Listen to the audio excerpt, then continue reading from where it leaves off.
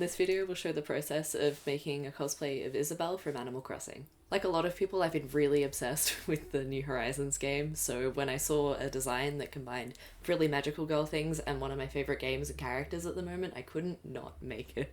The costume I will be making is designed by Aqua Art and is based on one of Isabelle's outfits in the New Leaf game. So as soon as I saw this design, I was really determined to make it, but I don't just have the budget for random unplanned projects. What I do have is a whole lot of fabric and lace and blonde wigs for some reason. In fact, the only fabric I had to buy for this project was the green check, which is very specific. Everything else had been hanging out in my storage for years. This project is also for the Scrap Epic Challenge, which is run by Alana Arlette and Kira Lee Cosplay, who are also on YouTube.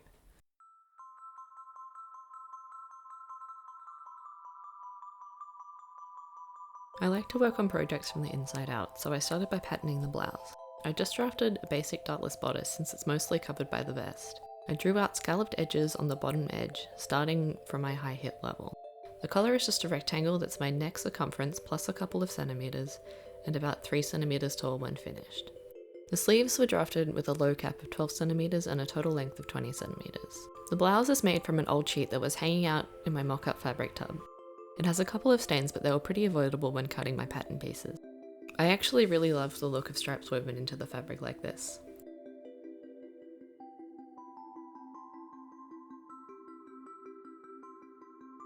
I cut the front bodice pieces to be self-lined, mostly since it's the easiest way to finish a scalloped hem, but also so that the center front edges are finished without fuss. Instead of measuring and cutting out seam allowances on the scallops, I drew the stitching lines onto the fabric with a water erase marker and cut with an approximate seam allowance. This makes every step a lot easier. I cut a sleeve lining of the basic fitted pattern, then cut the pattern piece into 4 equal parts so that I could spread them for the puff. I added most of the puff volume at the lower edge, but added some volume at the top and increased the height. I cut strips of double my upper arm circumference by 7 centimeters to be the sleeve ruffles. The collar and center front edges were interfaced. I first stitched the front and collar pieces to their respective linings. I then clipped their curves, turned the right sides out, and ironed. I sewed the vertical seams of each part of the sleeves, hemmed the sleeve ruffle, and sewed 2 lines of 5mm long stitches where the gathers would be. I gathered in the sleeve and its ruffle and sewed with right side to wrong side along the lower edge. After flipping the lining to the inside, all of the lower raw edges are sandwiched in the cuff. I then sewed the shoulder and side seams of the shirt and finished the raw edges with my overlocker. I pinned in the sleeves and collar, then sewed and overlocked those seams. The last step for the blouse is the buttons. I used tiny cute white heart buttons from my stash. I marked the button and buttonhole placement at even increments with a water erase marker. My sewing machine did the buttonholes for me and I sewed on the buttons by hand. She has a bow at the back of her neck from the same fabric as the blouse. I used a medium weight interfacing for the loops and the tails are cut on the bias. Cutting pieces on the bias makes them drape in a really lovely way. I made little chiffon ruffles for the ends of the tails, and to finish the bow, I hand sewed the 4 pieces together and secured it with a smaller rectangle. I didn't make a proper pattern for the skirt since they're just rectangles. I bought the satin online for Sailor Mercury's bows, but it's way too teal in person. It is perfect for this though. I cut 2 rectangles, which were my waist measurement wide and 40 centimeters long. I made a little paper template for the stitched scallop lines. I cut the same rectangles from some teal poplin, which will be the lining. I pressed the rectangle of double-sided interfacing to the back of some light blue satin I got in clearance. I'll use this to applique the stars on her skirt.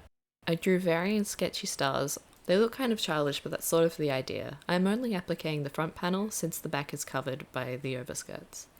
I laid out all the stars over the panel on my ironing board, removed the paper backing, and pressed them on.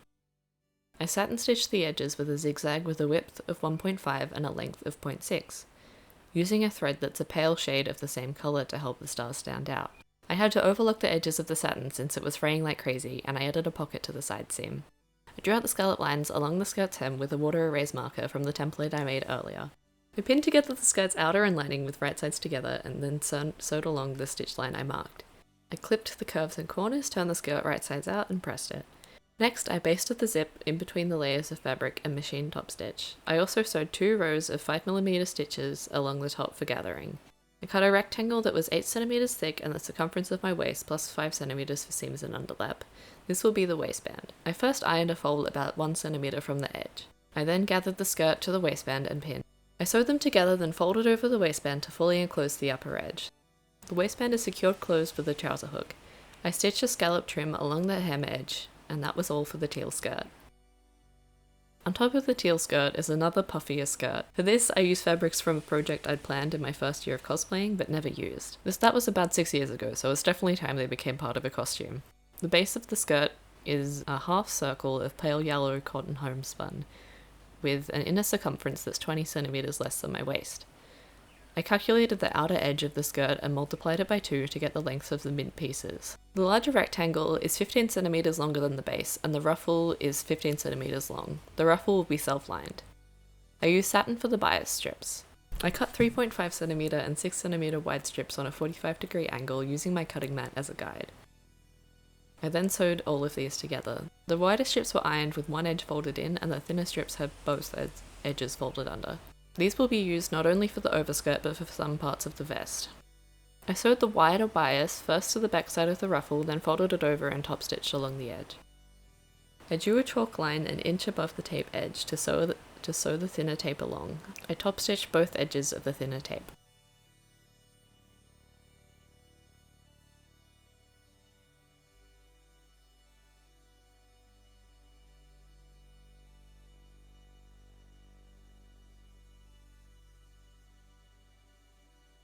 The only fabric I brought for this project was this green check shirting from the Remnant warehouse. I patterned the vest portion to end about 10 cm below my waist and have princess seams starting at the arm side. I cut the check pieces one layer at a time, and I was sure to line up the waist and bust lines so that the lines of fabric would still match up when sewn. Since it was so fitted with many curved seams, I couldn't be too concerned with matching the vertical lines. I used a 1 cm seam allowance. I cut the same pieces from a green plain cotton to be the flat lining, and from an acetate lining left over from making kakuin. The darker green of the center and neckline is an interface metallic fabric. I sewed the bodice pieces in pairs of side and center front and side and center back. While pinning, I was careful to match up all the horizontal lines of the print. I then made ruffles for the center front. These were strips cut to double the length they'd be gathered to. The lighter green was 9 cm wide and the darker 7 cm. I double rolled the hems and gathered them down. I then sewed all the front pieces together, including inset corners. For the corners, I drew in chalk the stitch lines and clipped almost to that corner. I then pinned and sewed carefully. I sewed the shoulder seams together, keeping the side seams open. I sewed the outer and lining pieces together at the armholes and neckline, then clipped, turned right sides out, and ironed. This makes for neat curved edges. I then pinned and sewed up the side seams. The skirt portion of this vest is 2 circle skirts. The inner circumference is double the lower edge of the bodice so that I complete it. They are only 25 cm long, so I didn't use too much fabric. They are flat-lined with a heavy cotton twill suiting, which gives it a lot more stiffness and body. I sewed the outer to the flat-laying pieces along all the edges. The center front pieces had late stitch to the outer edges. I overlocked the side seams of every piece and sewed them together, leaving the center front and back open. I pleated the skirt and sewed it to the bodice.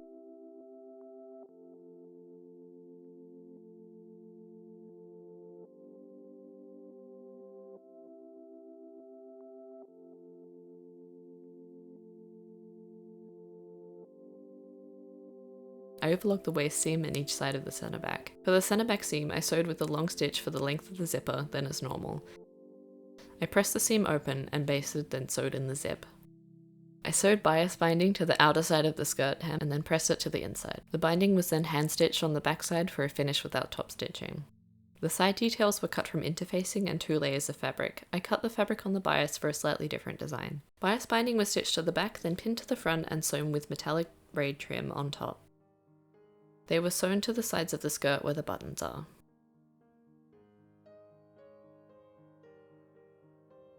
The hair bow was made from a very lovely velvet from one of my first ever commissions. I interfaced each piece and drew lines for the stripes to go along. I sewed cross-grain ribbon to create the stripes. The center of the bow was super chunky with all the layers of velvet, but I love it nonetheless.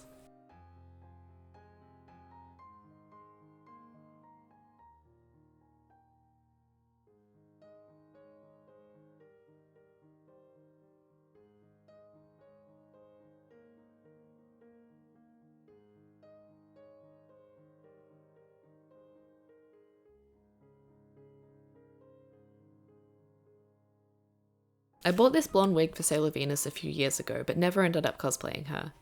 I have more than enough long blonde wigs, so I decided to cut this one shorter for Isabelle. I started off wearing it and chopped it to a bit longer than it needed to be, without much regard for keeping it even. I then put the wig on a styrofoam head to knit it up and continue styling. I also used my hair curler to crimp the hair upwards at the roots to give it more volume. I curled in the ends of the bob. When wearing the wig, I just pulled a bit of the hair to the side and pinned the hair bow in front. And that was all the making steps. I put it on for a little shoot in my house and backyard, which you'll be seeing now. Overall, I think it was a cute and fun costume to make. I've been going through a phase of really liking tartan check, so it was nice to make a checked garment. Overall, I think it's a really cute costume and I can't wait until cons are open again so I can wear it and talk about Animal Crossing with people. I hope this video has been interesting. This channel is very new and it would really mean a lot for you to comment and subscribe. I have all my social media links below as well if you'd like to see more of my work. See you next week.